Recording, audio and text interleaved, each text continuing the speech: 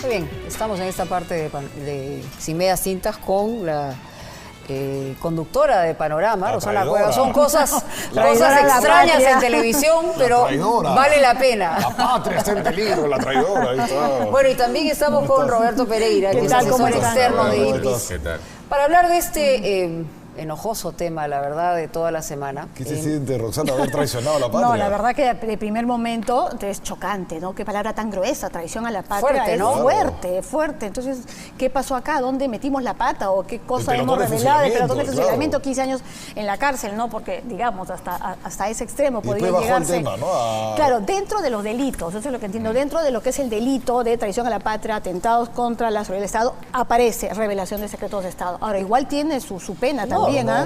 Hasta 10 años de prisión. 15 años de prisión. 15 y 5 mínimo. Pero vamos a explicar, digamos, de qué se trata, porque hay probablemente gente que no lo sepa, aunque en todos los medios de comunicación, digamos, se ha tratado este tema. Felizmente, y hay que saludar al gremio periodístico, que hay muy pocas veces en la que hay una conjunción de ideas y una coincidencia. Pero en este caso era tan grueso, tan grave, digamos, no solamente la denuncia, sino la circunstancia en la que se encuentra un equipo periodístico por haber hecho su trabajo. Hasta los caviares te han ayudado, impresionante. No, en verdad yo estoy realmente agradecida. En verdad, en este caso, bueno, a Aldo, Mónica, ustedes también empezaron con las columnas y con los programas de radio, pero la respuesta ha sido unánime y eso creo que es gratificante para todos, ¿no? Porque queda claro, no siempre hay la excepción. Pero queda claro lo que, digamos, ustedes están denunciados por haber presuntamente develado documentos secretos y haber puesto en evidencia a colaboradores de un servicio de inteligencia. Entonces, ese es el supuesto, digamos, en el que se basa esta denuncia. ¿Es esto cierto así? Bueno, esa denuncia tiene varios problemas desde el punto de vista jurídico, ¿no? En primer lugar, lo que sanciona el Código Penal no es la revelación de documentos secretos. Lo que sanciona el Código Penal es poner en riesgo la seguridad nacional. Entonces, el documento o la información que se publica debe tener, así diga secreto, porque esto ya lo ha dicho el Tribunal Constitucional, además, en múltiples sentencias. Lo que protege el Código Penal no es el sello de secreto, porque el sello de secreto lo puede poner cualquier persona, ¿no es cierto? O cualquier funcionario público. Entonces, lo que ha dicho el tribunal es que hay que evaluar si la información y sobre todo la difusión de la información tiene la capacidad de poner en riesgo grave e inminente la seguridad nacional. ¿Tenía el ministro la obligación de denunciar, como ha dicho una amiga de nosotros? No, eso también es inexacto, ¿no? Los procuradores, si bien es cierto, tienen una obligación de denuncia, esta obligación de denuncia tiene que ser objeto de una evaluación. ¿No caían dentro de omisión de denuncia? No, porque obviamente, por ejemplo, ¿qué sentido tiene denunciar un delito prescrito? ¿No es cierto? A mí me ha pasado. Bueno, pero es absurdo, ¿no es cierto? Un procurador no podría denunciar un delito prescrito. ¿Qué sentido tiene denunciar hechos que son manifiestamente inconducentes, que carecen de absoluta relevancia penal, como es este caso, ¿no? Entonces, no es una cosa mecánica, hay un ámbito de razonabilidad, hay un ámbito de discrecionalidad del procurador para poder ejercer su obligación. ¿Hubo discrecionalidad del procurador? Bueno, yo creo que acá se ha utilizado de mala manera esa discrecionalidad, si es que la ha habido, ¿no? De pronto había una orden, que hubo digitación, ¿no? De pronto había una orden para denunciar este hecho porque la aparición del ministro respaldando a la procuradora y además señalando que él estuvo involucrado desde un primer momento en el asunto indica que esto ha sido pues una decisión. Rosana, ¿crees que te dieron el vuelto por la luz verde, el caso de Cateriano y por las libretas de Nadine? ¿Tú crees que esto fue en un primer momento pensé que no, después sí, después de que vi la primera conferencia de prensa, la segunda entrevista del primer ministro, la de primero de Balaquivi y también cuando en algún momento habla Pedro Cateriano, dije no, aquí ya estaba clarísimo el asunto, ¿no? Sobre todo cuando te das cuenta además que pues no tenía ni pies ni cabeza y hay también un tema de tiempos. Entonces, si había bien preciadísimo del secreto, ¿no? Que nosotros habíamos violado, ¿cómo te puedes dar cuenta 20 días después? O sea, 20 días después de emitido el reportaje, recién te das cuenta, la procuradora toma la decisión de que la patria está en peligro, que hay que devolver los documentos e inmediatamente denunciar. Ahora, o sea, era rarazo. Se han centrado en el argumento en que han develado, digamos, a asesores colaboradores del Servicio de Inteligencia. Ustedes al hacer este reportaje, me imagino que sopesaron, evaluaron todo esto. Ellos niegan ser colaboradores, pero el Ministerio de Defensa insiste que son colaboradores y son gente y eso es al servicio preocupante, Mónica, es preocupante porque la insistencia puede terminar siendo perjudicial y peligrosa para las personas que aparecieron en el reportaje. O sea, ellos estaban tan tranquilos que simplemente salieron y dieron la cara. Y ojo que en este caso primero se les preguntó sin cámaras y se les dijo, mira, esta es tu firma, este es tu nombre, ¿eres tú? Tu promesa, sí, o sea, coinciden estos datos. Soy yo, no soy yo, y por último decían, no soy colaborador, y estaban tan indignados respecto al tema del cobre, tampoco. Sobre todo, decía, una, que no estoy ahí hace muchísimos meses, por lo tanto, ¿qué información podría aportar más en la fecha que se indicó?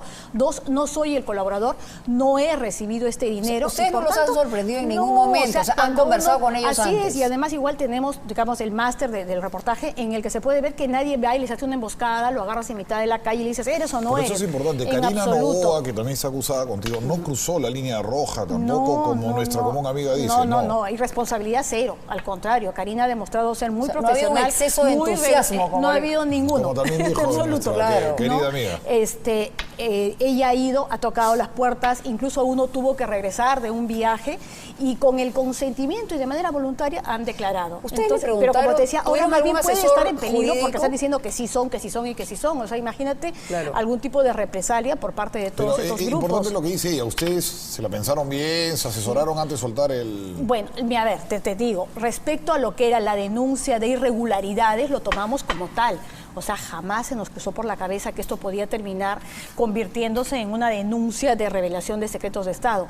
Más aún, cuando has ido al Pentagonito, has llevado los papeles, los has revisado el general jefe de inspectoría y tú has salido tranquilamente con los documentos. Entonces, digamos, habiéndose cumplido con todas las pautas, ¿cómo podía uno imaginarse que iban a resultar con una cosa como esta? Claro, bueno, ahora además lo que es curiosísimo es que dentro del reportaje ustedes le preguntan al general Astudillo y él, digamos, verifica la información y te contesta, en algunos casos hasta, digamos, asumiendo que podía haber una irregularidad y que había que sancionarlo. Así es, completamente. Y él es el actual inspector, digamos, del ejército, sí, ¿no? Así es. En su momento, claro, lo entrevistaron en su condición de inspector, pero además él había sido además el jefe del comando Brain en el momento en que se hace esa rendición de cuentas. Entonces, incluso dice en un momento, yo firmé nomás, pues firmé nomás. Claro, confiando, imagino, en sus oficiales, ¿no? Pero ahora, además, como inspector, si eso llegara a ser cierto... Él tiene que investigarlo. Él tendría que investigarlo. Él tiene que investigarlo. El inspector ardía, porque él firmó y ahora lo va a investigar y no sabía lo que firmó. No. Y la gran pregunta es, ¿están investigando? O sea, todo indica, por lo menos las informaciones que manejamos es que no. O sea, hay preocupación respecto a quién sustrajo, quién adquirió, quién sacó esta información, pero no respecto a las irregularidades que se denunciaron en el reportaje. ¿Y el ministro de Defensa por qué está dando esta imagen tan penosa? ¿Por qué está defendiendo lo indefendible? Es que es ahí donde empieza uno a suponer que hay una motivación distinta, completamente distinta. ¿No? O sea... Sí, me inclino un poco entre Cateriano y Nadine, ¿no? Y digamos, en este caso yo sí creo que el haber sido un poco obediente lo puede haber llevado hasta este punto. Roberto, ¿qué cosa configura el secreto en un documento? O sea, ¿por dónde pasa? Obviamente se tiene que poner y exponer al país a un peligro mayor, externo o interno, en fin. Así es. Pero ¿qué cosa lo configura para tenerlo claro? En primer lugar, técnicamente hablando, en primer lugar, el documento tiene que estar clasificado de manera expresa, no con un sello. La ley dice que debe haber un funcionario público que emita una resolución de clasificación del documento con un código y debe estar inscrito en un registro. Ese registro debería ser de acceso público para poder saber qué cosa es secreto y qué cosa no es secreto.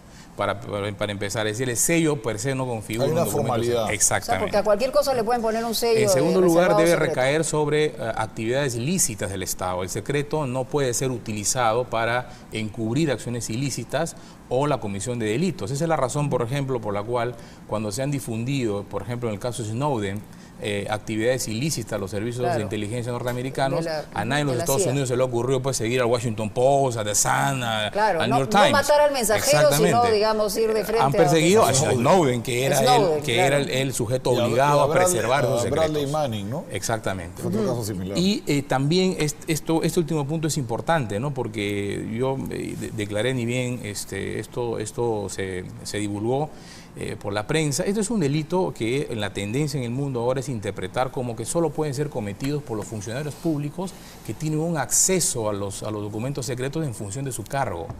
No se puede imputar a periodistas, porque en el caso del periodista le basta dos cosas para poder difundir: interés público y verosimilitud de la información. Si el periodista tiene esas dos cosas, es prevalente el derecho a la información y por ende está autorizado para publicar. Eso es lo que se discutió. Y que no sea evidente, por ejemplo, un propósito innoble o ilícito. ¿no? Eso es lo que se discutió, por ejemplo, ya hace más de 40 años en el caso del papel del Pentágono, ¿no es cierto? Donde se divulgó y si la Corte Suprema de los Estados Unidos consideró que el derecho a informarse al público era prevalente. Entonces había verosimilitud de la información e interés público. Y eso le basta a un periodista para divulgar información. No es como alguien ha dicho de que ahora Rosana Cuello y su equipo tienen que probar en la fiscalía si lo que denunciaron era delito o no, ¿no? Doctor Pereira, que le quería preguntar, que me parece interesante. La República sacó los túneles, ¿no? El mapa de los túneles que se estaban haciendo e informó que se estaban haciendo túneles para entrar a la embajada japonesa días antes del rescate. ¿Esto cae dentro de la revelación de...? Bueno, eso podría eventualmente configurar en la medida en que la información haya cumplido con todos estos requisitos legales que aún diciéndole a un grupo terrorista que estaban entrando por un túnel para liberar a peruanos, ¿eso también es admisible? Y habría que entrar el valor en ese caso concreto si había efectivamente o no un interés público prevalente, ¿no? Pero aparte, al margen de interés público en tema de sentido común, ¿no? Estaban los túneles y estaban rescatando peruanos y gente importante allá adentro. Eso... no, sin duda es un caso que amerita discutirlo, ¿no? Porque si había documentación o información que estaba clasificada conforme a esta formalidad y no existía un interés público que pudiera justificar esa puesta en peligro, y había una puesta en peligro, una puesta en riesgo inminente, podría que para mí ese es el caso más gris, ¿no? Sí, es un caso sin duda bastante de límite, ¿no? Los documentos estos secretos no son para toda la vida secretos, o sea, hay, digamos, ciclos de renovación. ¿Cómo funciona la ley esto? establece un periodo, ¿no? Un periodo de 5 años en el cual el documento está clasificado como secreto. Antes de esto pueden desclasificarse sin duda si la propia autoridad que la ha clasificado considera o si algún ciudadano pide que se desclasifique esta información, pero también decae la protección del secreto cuando por la naturaleza del documento ya no tiene sentido protegerlo, por ejemplo, hechos pasados, ¿no? Ya, pero este caso, por ejemplo... ¿Qué es el caso, por ejemplo, de la información que se ha difundido? Porque son rendiciones de cuentas del mes de septiembre, me parece que del año 2015, ¿no? Son hechos absolutamente pasados que no rozan siquiera un riesgo remoto para la seguridad nacional. Ahora, también le quería preguntar, ya Kuczynski y su equipo ha dicho que van a retirar la denuncia por el lado de la procuradora, pero ya entró a la fiscalía. No se puede retirar la máquina. No, claro, el procurador no va a seguir fastidiando, digamos, entre comillas, pero ya entró a la fiscalía. Sí. Y la fiscalía pues tiene, la procuradora pues mujer, la fiscalía ya empezó con la maquinaria esta. ¿Qué va a pasar? ¿Qué tendría que pasar? La fiscalía, entiendo, por la notificación que les ha llegado ya de la policía, ya ha abierto una investigación, ya ha radicado competencia y ya ha dispuesto la realización de una serie de diligencias. Esas diligencias se tenían que cumplir. No necesariamente tiene que acusar. No necesariamente. Al finalizar estas diligencias, lo que debe hacer la Fiscalía es decidir si denuncia, formaliza la denuncia o archiva la denuncia, que es lo más lógico que debe pasar en este caso, ¿no? Rosana, a partir de este reportaje, da la impresión, digamos, que lo que se ha puesto en evidencia es que quizá es una punta del iceberg respecto al manejo de dineros de inteligencia. Es decir, que van hacia otros rubros y a otras circunstancias. Y no solo de inteligencia, o sea, en general, y de repente en eso también nos puede ayudar Roberto, porque la cercanía que tiene con el IPIS, respecto al secretismo que se ha fortalecido en todos estos últimos años, una cultura del secretismo que no se veía desde los tiempos casi de Fujimori.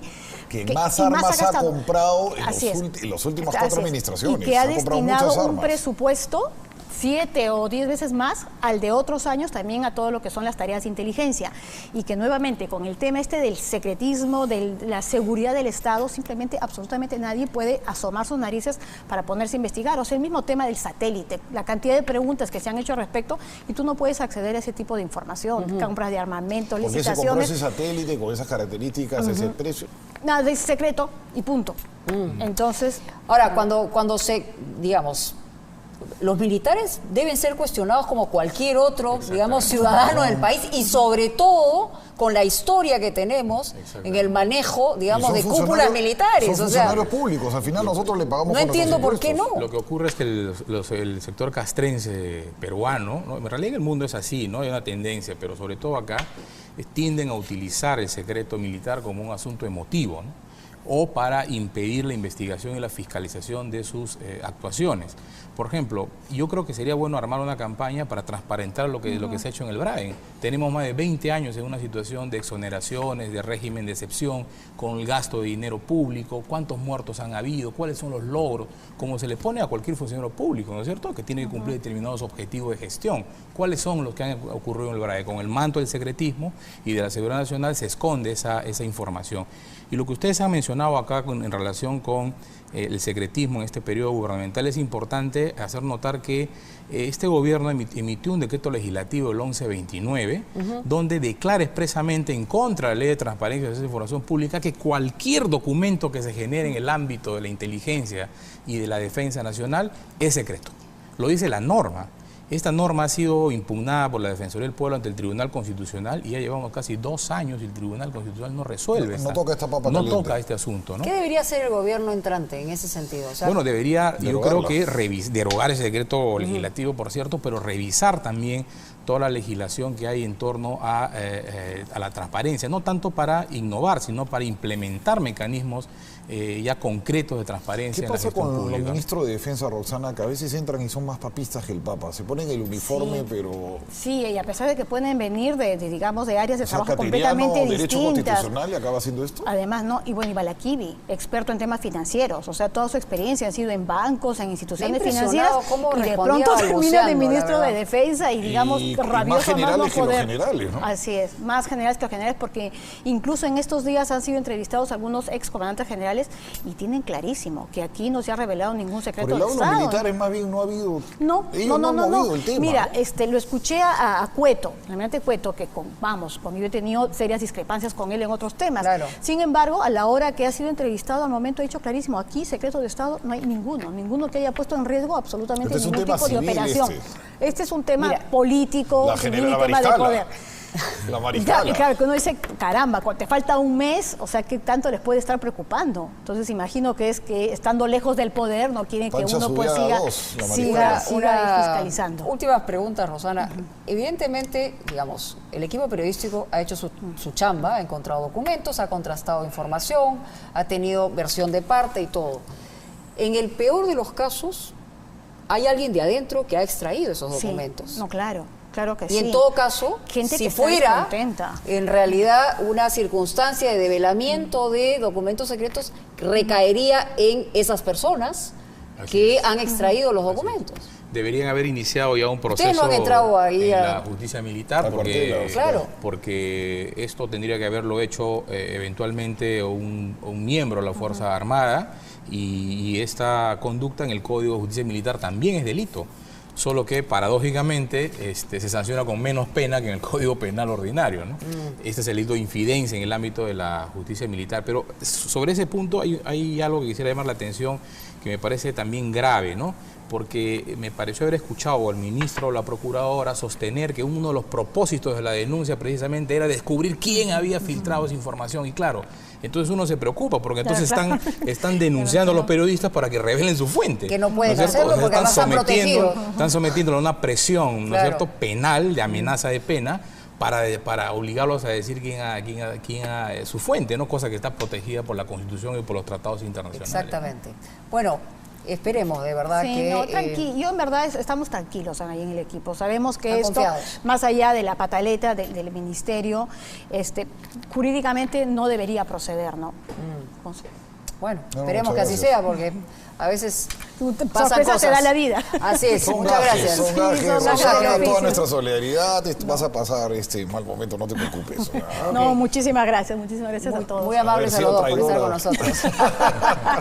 Bueno, vamos a traicionar el tiempo si no terminamos en este momento y nos vamos a la pausa. Ya regresamos, amigos.